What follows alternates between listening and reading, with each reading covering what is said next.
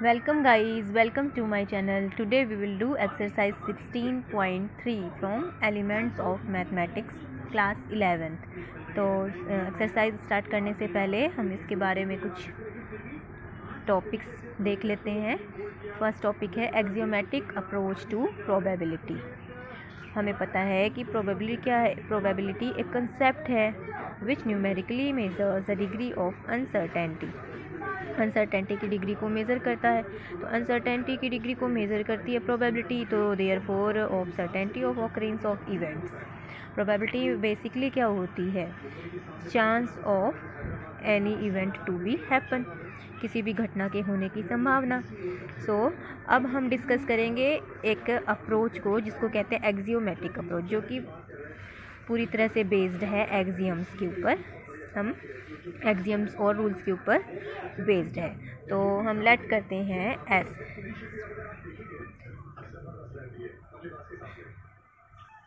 Late S जो है sample space है किसी रैंडम एक्सपेरिमेंट का, और उसके एलिमेंट्स क्या हैं?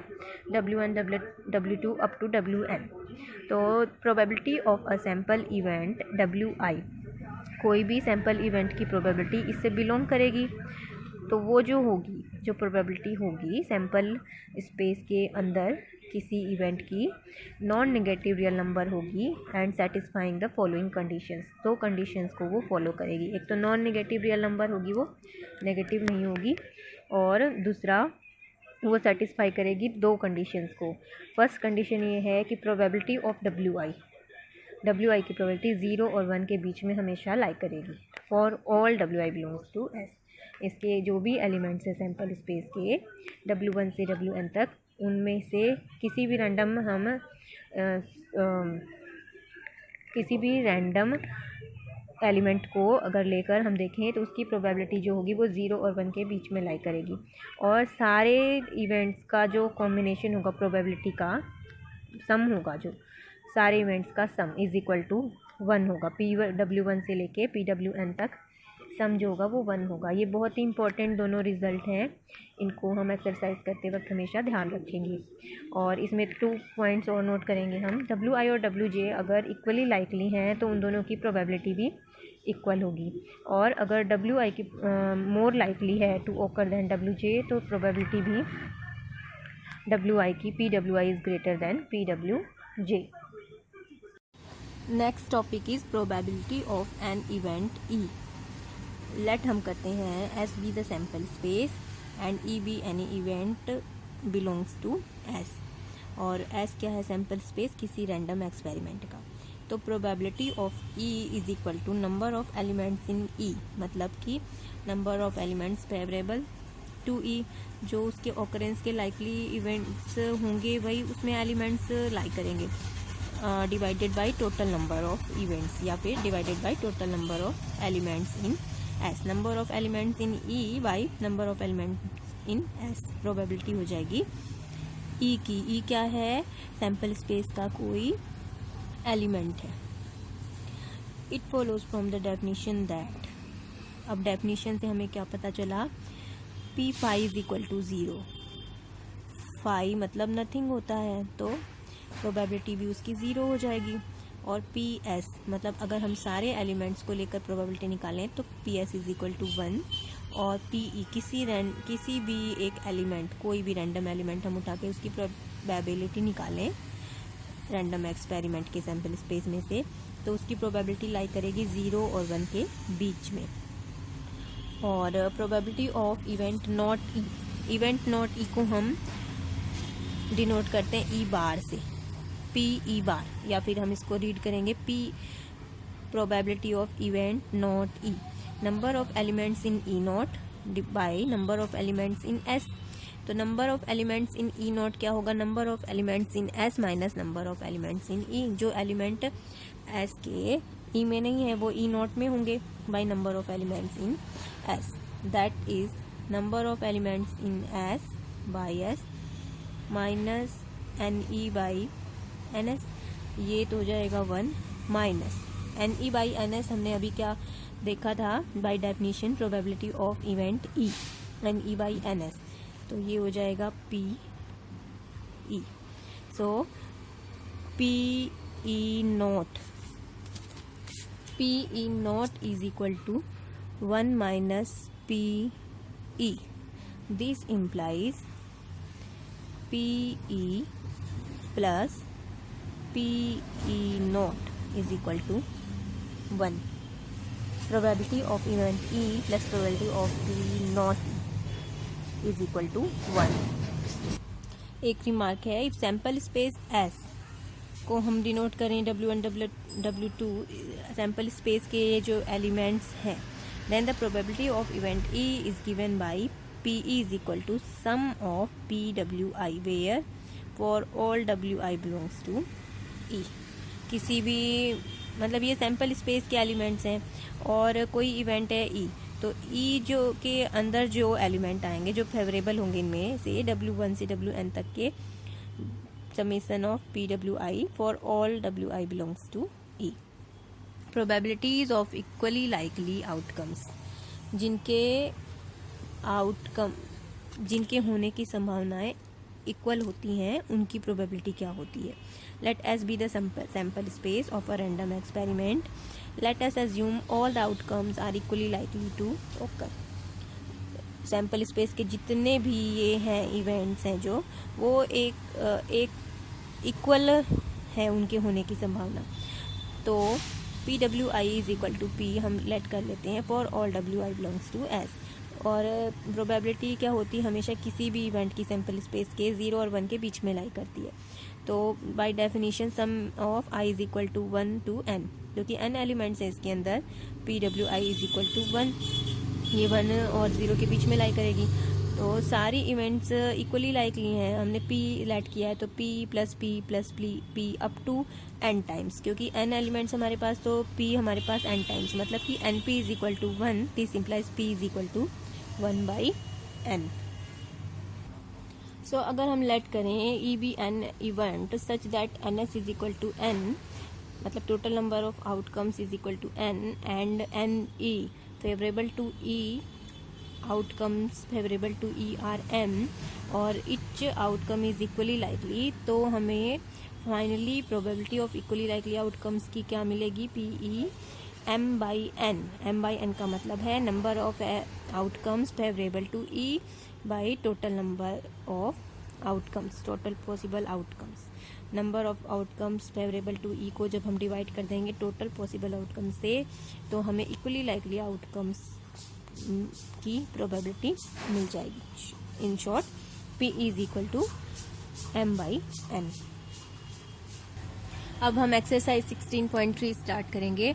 तो हमने इस एक्सरसाइज में क्या क्या चीज़ों को ध्यान रखना है. Probability of any sample event of sample space lie between 0 and 1 where P is the probability of any sample event.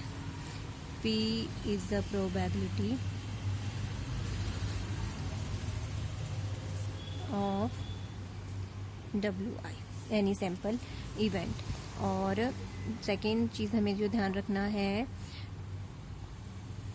PE probability of any event plus not event is equal to 1 and probability of any event is equal to number of outcomes favorable, number of outcomes favorable to E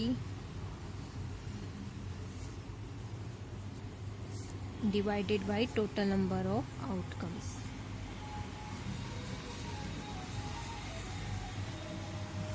right, इन 3 चीज़ों को ध्यान करके हम सारे exercise को solve कर सकते हैं. So let's get started. एक और बात है हमें ध्यान रखनी, सैम्पल स्पेस में अगर n एलिमेंट्स हैं देन इन सब की probability is equal to 1. Probability जब हम ऐड करेंगे इन सारे सैम्पल एलिमेंट्स की प्रोबेबिलिटी को तो वो 1 आएगी. Right. So here is the question number 1. Let a sample space be S is equal to W1 W2 up to W6. Which of the following assignment of probability to each outcome are valid? ये given है assignment, 5 assignment है और etch sample event की probability यहाँ पर given है. सो ए जो है सैम्पल स्पेस 1/6 1/6. तो यहाँ पर हम देख सकते हैं कि हमारा कंडीशन कौन सी अप्लाई हो रही है, 0 to 1 के बीच में है. इच इवेंट की प्रोबेबिलिटी जो है, इच सैम्पल इवेंट की प्रोबेबिलिटी 1/6, 0 और 1 के बीच में है, वैलिड है. और इनका सम हम देख लेते हैं, सम इज इक्वल टू 1 होना चाहिए. तो ये असाइनमेंट वैलिड हो जाएगा.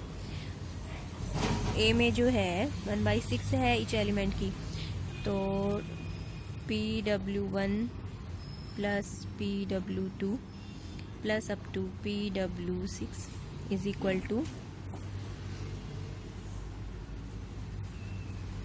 6 टाइम्स. हम 1/6 को जब ऐड करेंगे तो 6/6 is equal to 1 and each PWI is lie between 0 and 1. Hence, A is valid. B को चेक करते हैं. B में हमारे पास क्या है, 1 0 0 0 0. तो ये सारी प्रोबेबिलिटी जो इनकी हैं वो 0 और 1 के बीच में लाई कर रही हैं और इनका सम 1 है. सो ये भी वैलिड है. तो हम लिखेंगे PW1 plus up to PW6 is equal to 1 plus 0, 5 times 0 है, is equal to 1 and PWI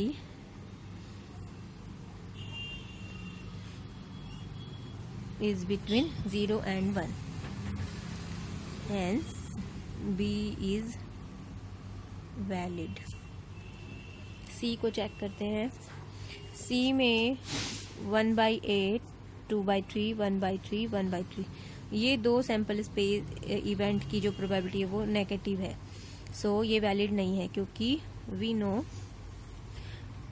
PWI should be greater than 0 and less than 1. लेकिन here PW5 is less than 0 and PW6 is less than 0. Hence, C is not valid. D को check करते हैं. 1/12, 1/12, 1/6, 1/6, 1/6, 3/2. ये जो है वो greater than 1 है. 3/2 1.5 आएगा. सो ये वैलिड नहीं है क्योंकि इच सैम्पल स्पेस की, इच सैम्पल इवेंट की प्रोबेबिलिटी 0 और 1 के बीच में लाई करनी चाहिए. तो we can write here PW6 is greater than 1. Hence, D is not valid. हमें दो ही कंडीशन देखनी है कि सम 1 के इक्वल होना चाहिए और इच सैम्पल इवेंट की प्रोबेबिलिटी लाई करनी चाहिए 0 और 1 के बीच में. और लास्ट में जो है वो इच सैम्पल स्पेस की प्रोबेबिलिटी तो 0 और 1 के बीच में लाई कर ली, लेकिन इनका सम जो है वो ग्रेटर देन 1 आ रहा है. देख लेते हैं. 0.1 plus 0.2 plus 0.3 plus 0.4 plus 0.5 plus 0.6 is equal to 2.1 which is greater than 1. Hence, E is not valid. So, only A and B are valid. Second question है, 2 dice are thrown simultaneously. Find the probability of getting 6 as the product. So जब 2 dice को throw किया जाता है तो we have when 2 dice are thrown together, together मतलब simultaneously, then there are 6 into 6 36 elements in the sample space.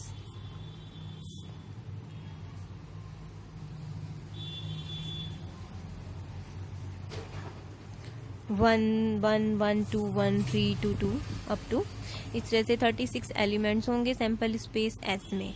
अब हमें probability निकालनी है getting 6 as the product. So getting 6 as the product,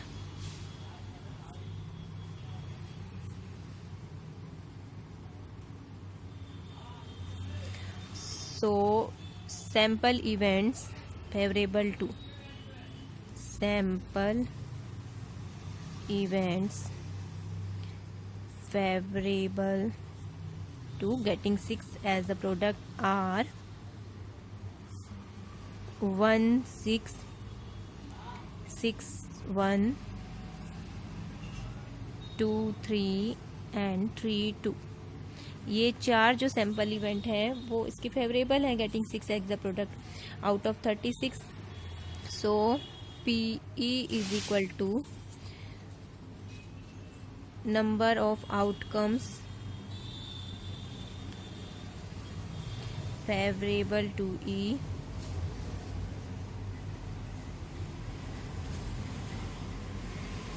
by total number of outcomes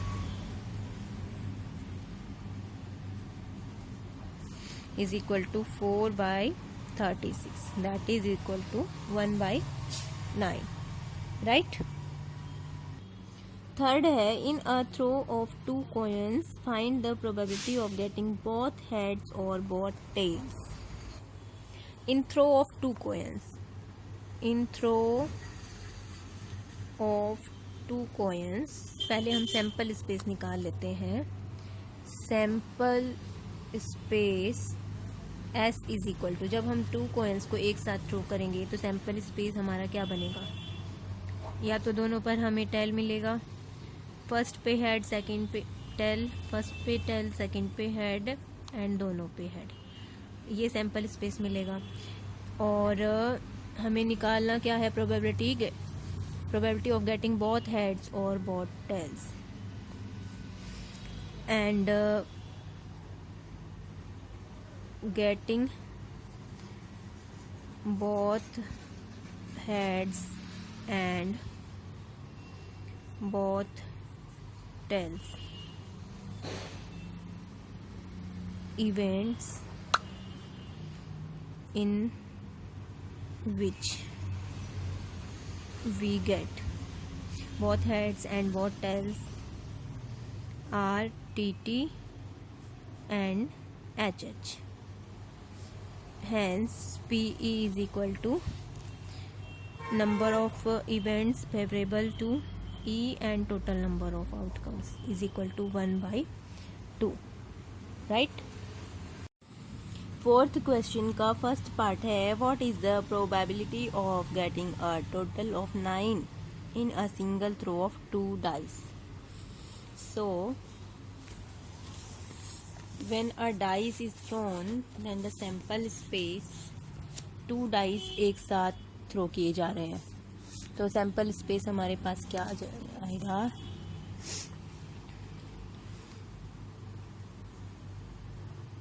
when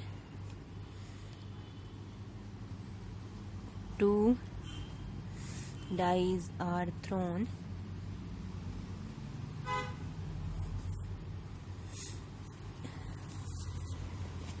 once, एक बार में, then sample space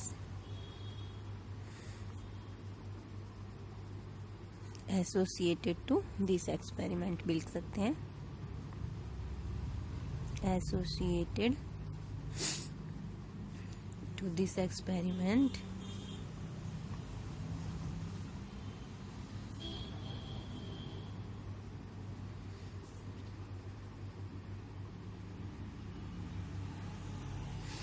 S is equal to 36 elements होंगे उसमें, और उसके बाद हमें probability of getting a total of 9 so events favorable to getting a total of 9 are 1 और 2 के साथ तो फेवरेबल हो नहीं सकते क्योंकि 6 होता है मैक्सिमम पॉइंट डाइस के ऊपर. सो 3 4 4 3 5 3 6 6 3 4 5 5 4. सो 4 इवेंट्स फेवरेबल हैं तो PE हमारा हो जाएगा events favourable to the number of outcomes favorable to E and total number of outcomes is equal to 1/9, right? Fourth का second part है a die is thrown twice. What is the probability that at least one of the two throws comes up with number 3? So let elements we know the elements in the sample space when a die is thrown twice. Question में है a die is thrown twice, तो element 36 हो जाएंगे. अब हमें probability निकालनी है at least one of the two throws comes up with number 3. So let's events favourable when at least one of the two throws comes up with number 3 is E. Then E is equal to comes up with number 3. तो E is equal to क्या हो जाएगा, 3 के साथ 1 आ जाए, 3 2 3 3 3 4 3 5 3 6 and second die में 3 आए हमेशा, 2 3 3 3 तो आ चुका है, सो इसको रिपीट नहीं करेंगे. 4 3 4 5 3 एंड 6 3. सो इवेंट्स फेवरेबल ही हो गई 1 2 3 4 5 6 7 8 9 10 एंड 11, क्योंकि 3 3 2 टाइम्स आएगा, उसको हम रिपीट नहीं करेंगे. सो probability of getting at least one of the two throws comes up with number 3 is events favorable to E1 E and total number of outcomes 11/36. Fifth question है, in a single throw of 2 dice find the probability of getting first part at a total of 7 or 9. A single throw of 2 dice. So let S be the sample space associated with the experiment of a single throw of 2 dice. Then elements in S 6 into 6 36 हो जाएंगे. या तो 2 dice को एक single throw किया जाए या फिर 1 डाइस को 2 टाइम्स थ्रो किया जाए 1 डाई को, तो सैम्पल स्पेस हमारा सेम रहता है 6 into 6. 36 एलिमेंट्स होते हैं सैम्पल स्पेस में इन दोनों ही कंडीशंस में. अब फर्स्ट कंडीशन में हमें प्रोबेबिलिटी निकालनी है गेटिंग अ टोटल ऑफ 7 और 9. सो हम लेट करेंगे let E one be the event of getting a total of 7 और 9. तो इवन क्या हो जाएगी, जब हमें टोटल दोनों डाइस का टोटल मिला के मिल रहा है 7 और 9, तो इवन में एलिमेंट आएंगे 1 6 6 1 2 5 5 2 3 4 4 3. ये तो 7 के लिए हो गए, और 9 के लिए हमें 1 2 के साथ तो होंगे नहीं क्योंकि 6 से ऊपर नंबर नहीं होते हैं डाई में. तो 3 6 6 3 4 5 and 5 4. Total number of events elements in event E1 is equal to 1 2 3 4 5 6 7 8 9 and 10. So probability हम निकाल देंगे total number of outcomes in event E divided by total number of outcomes, that is equal to 5/18, right? अब second हमें probability निकालनी है getting a total of 5 और 7. तो similarly E2 को लेट कर लेंगे इवेंट ऑफ गेटिंग टोटल 5 और 7. तो 7 के लिए भी हमने देखे थे 1 6 6 1 2 5 5 2 3 4 एंड 4 3, और 5 के लिए 1 4 फर्स्ट डाई पे 1 आ जाए, सेकेंड पे 4 4 1 2 3 3 2, और 5 3 3 नहीं हो सकता क्योंकि वो 6 हो जाएगा। So total number of elements कितने हो गए 1 2 3 4 5 6 7 8 9 10। So probability of getting a total of 5 और 7 events favourable to E and total number of events. Same answer आएगा 5/18, राइट। थर्ड पार्ट में प्रोबेबिलिटी निकालनी है when the sum of numbers obtained in is more than 10। तो let E3 कर लेते हैं be the event of getting the sum of numbers more than 10। तो इसमें एलिमेंट्स कौन से आएंगे मोर देन 10, 10 भी नहीं होना चाहिए, मोर देन 10 आना चाहिए। तो फर्स्ट टाइप पे 5, सेकेंड पे 6 एंड सेकेंड पे 6, फर्स्ट पे 5। दो ही इवेंट्स ऐसी हैं जिसमें सम ऑफ नंबर्स मोर देन 10 आएगा। So probability of getting the sum of numbers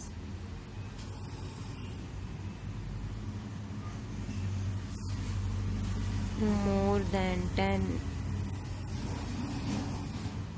PE3 is equal to 2/36 is equal to 1/18, right।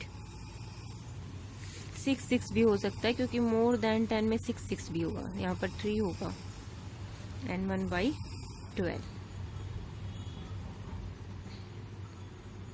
6 event भी तो मोर देन 10 होगा सम उनका, राइट, 1/12। फिफ्थ का फोर्थ पार्ट है the sum an even number. So let E4 मान लेते हैं, E4 be the event of getting the sum as an even number. तो नंबर ऑफ एलिमेंट्स क्या क्या होंगे E4 में 1 1, इवन नंबर होना चाहिए 1 1 1 3 1 5 3 1 5 1। इनको भी एक्सचेंज कर दी इनकी प्लेस आपस में, 2 2 2 4 2 6 4 2 और 6 2 भी ले लिया साथ में ही। अब 3 3 3 5 और 5 3 और 5 5 1 1 2 2 3 3 4 4 5 5 6 तो आएंगे ही, और 6 4 4 6। सो ये नंबर आएंगे जितने भी 36 हमारे पास उसमें स्पेस, सैम्पल स्पेस में जो एलिमेंट्स होते हैं उनमें से हाफ इवन होते हैं और हाफ ऑड होते हैं। तो उनमें से हम या तो हम पूरा टेबल बना के जो 36 एलिमेंट्स हैं उनमें से इवन नंबर वाले एलिमेंट्स लिख सकते हैं छांट के, या फिर मैंने ऐसे लिखे हैं वो 18 मेंबर्स होंगे, 18 एलिमेंट्स इसमें होंगे 1 2 3 4 5 6 7 8 9 10 11 12 13 14 15 16 17 18। हाफ जो होते हैं वो इवन होते हैं और हाफ ऑड होते हैं। So probability of getting the sum and even number 18 by total number of events 36 events favourable to E and total number of events. तो ये हो जाएगा 1/2, राइट। फिफ्थ पार्ट है द सम नीदर 9 नॉर 11। तो let कर लेते हैं E5 with the event of getting the sum neither 9 nor 11। तो हम इसको या तो इस तरह के इवेंट को निकाल के और फिर निकाल सकते हैं, या फिर PE plus PE not is equal to 1 वाला फॉर्मूला अप्लाई कर सकते हैं। तो हम निकालते हैं पहले E05, मतलब कि सम 9 और 11 होगा जिनका, वो इवेंट्स हम देखते हैं पहले। तो 9 और 11, 9 के लिए 3 6 6 3 4 5 एंड 5 4, और 11 के लिए 5 6 एंड 6 5। ये 6 इवेंट्स हैं जिनमें सम 9 और 11 होगा। 3 6 6 3 4 5 5 4 एंड 11 के लिए 5 6 एंड 6 5। ओके, ये हो गया हमारा E0। सो हम अब निकालेंगे PE0।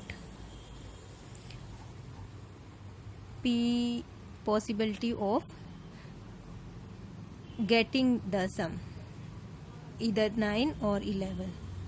PE0 is equal to probability of getting the sum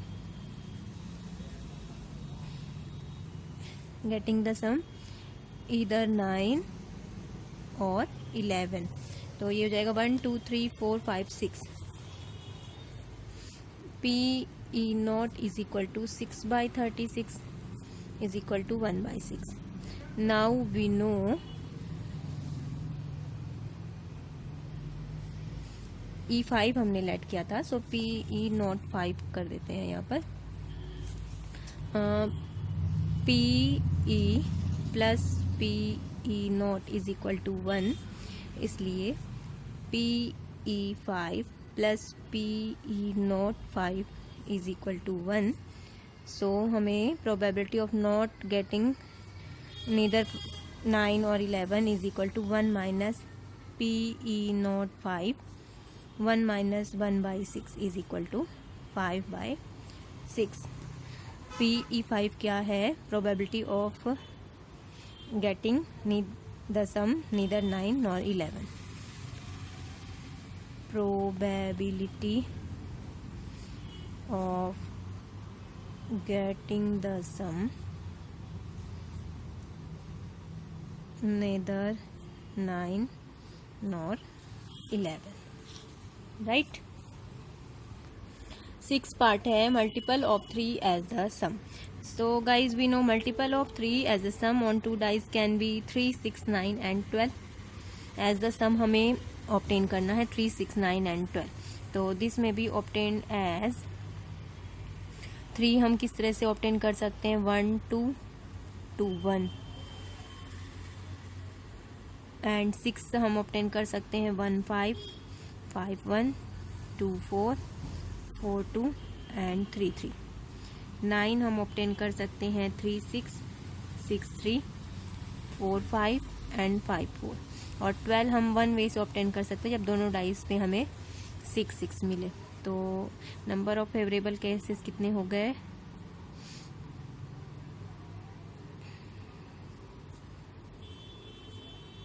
1 2 3 4 5 6 7 8 9 10 11 12। So let E6 be the probability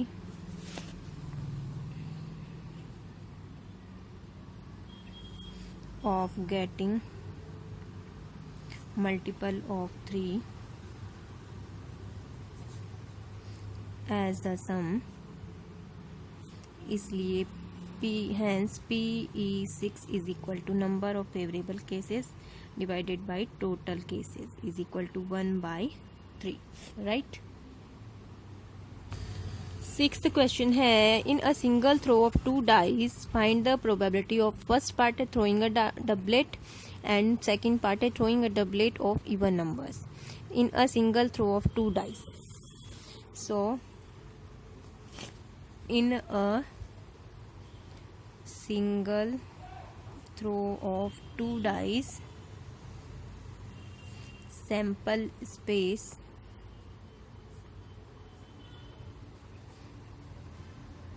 having elements is equal to 36। First condition है throwing a doublet, तो throwing a doublet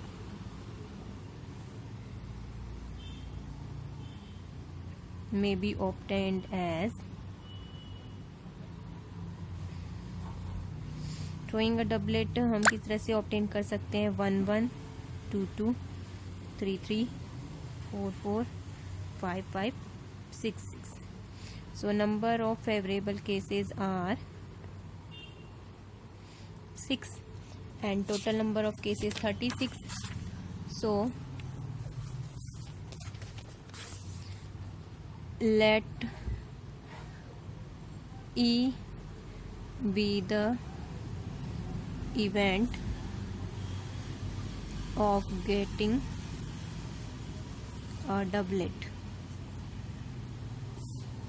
hence PE is equal to 6/36 is equal to 1/6। and second part है throwing a doublet of even number, throwing a doublet of even number can be obtained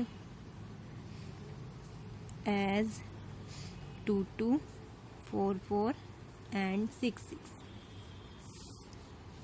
Hence PE is equal to 3 by 36 is equal to 1 by 12, right?